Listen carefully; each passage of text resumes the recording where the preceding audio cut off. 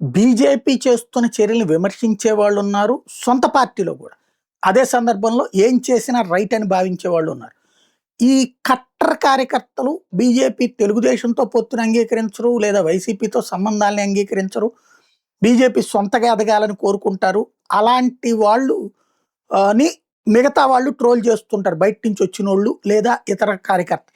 ఈ నేపథ్యంలో ఈ కట్టర్ కార్యకర్తలు యోగి ఆదిత్యనాథ్ పోరాటాన్ని ఇప్పుడు ఒక ఆహ్, సోషల్ మీడియా పోస్ట్ ద్వారా పంచుతా మిగతా కార్యకర్తలు మేల్కోండి అని చెప్తున్నారు. యోగి ఆదిత్యనాథ్ మహారాజ్ ఒకప్పుడు బీజేపీని ఎందుకు వీడారో మీకు తెలుసా?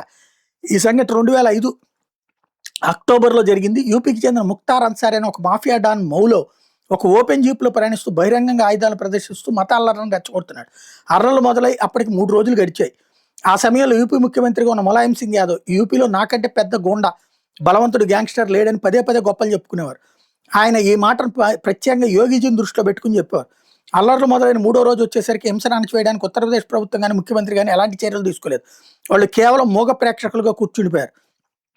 అప్పుడు య ఆవ అప్పుడే యోగిజీ రాజ్‌నాథ్‌కి నేరుగా సవాల్ విసిరారు.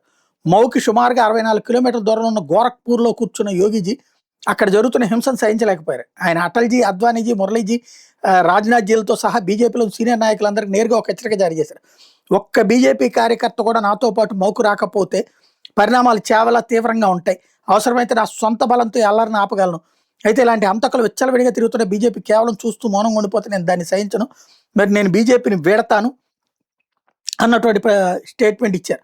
యోగి యొక్క ఈ కఠినమైన హెచ్చరిక బీజేపీ నాయకులందరూ వెన్నులో వణుకు పుట్టించింది. అయినప్పటికీ పరిస్థితి ఎంత తీవ్రంగా ఉన్న బీజేపీ నాయకులు ఎవరు వెళ్లి అల్లర్లో జోక్యం చేసుకునే ధైర్యాన్ని కూడగట్టుకోలేకపోయారు. ఒకే ఒక్క కారణం ములాయం సింగ్ యాదవ్.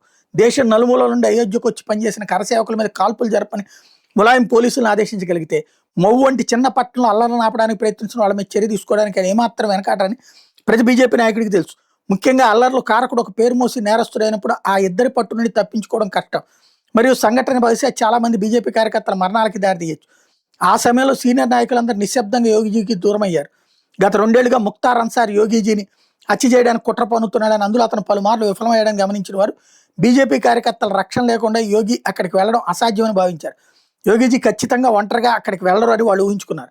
అయితే యోగి మాత్రం పట్టుదల ఏమాత్రం తక్కువ కాదు. కేవలం 3 వాహనాల కారణమైతే ఆయన తన ఆశ్రమం నుండి మౌ నగరానికి బయలుదేరారు. అల్లర్లను అణచివేయడానికి యోగిజీ మౌ వైపు వెళ్తున్నారు. ఆ తర్వాత జరిగిన సంఘటన అద్భుతం. హింసాకాండను అరికట్టడానికి యోగిజీ మౌ వెళ్తున్నారు. గోరఖ్పూర్ ప్రజలకి మరియు గోరఖ్పూర్ మౌ మధ్య మార్గంలో నివసించే వాళ్ళకి తెలిసిన వెంటనే వాళ్ళందరూ ఆయన కాన్వాయ్లో చేరారు. యోగిజీ ఒంటరిగా వెళ్తే ముఖ్తార్ ఖచ్చితంగా ఆయన చంపేస్తాడని అందరికీ తెలుసు.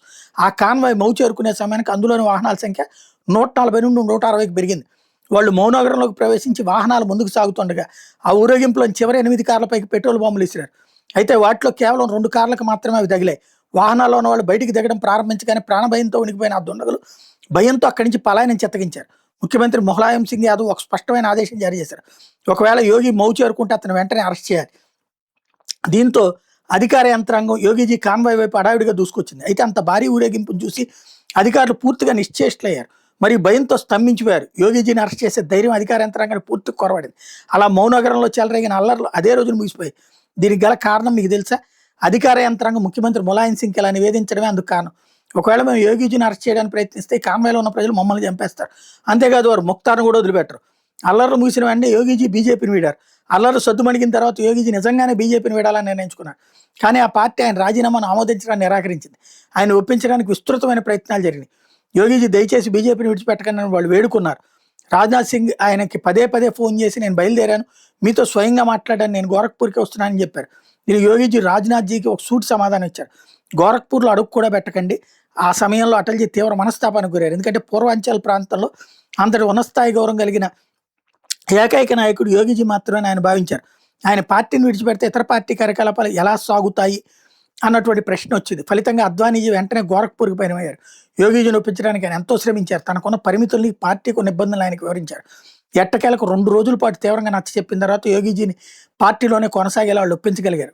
ఇప్పుడు ఒక్కసారి ఆలోచించండి, ఏ మంత్రి పదవి కానీ, ముఖ్యమంత్రి పదవి కానీ చేతిలో లేనప్పుడు కూడా అల్లరి మోకల్ని మాఫియాని తరిమికొట్టిన, చివరికి బీజేపీని కూడా ధిక్కరించిన యోగిజీనే ఒక్కసారి ఉంచుకోండి. ఇప్పుడు రాష్ట్ర ముఖ్యమంత్రి పీఠం మీద అధిష్ఠించున్న ఆయన ఇంకెన్ని శిఖరాలను అధిరోహించగలరు కదా అని చెప్తున్నారు అన్నమాట.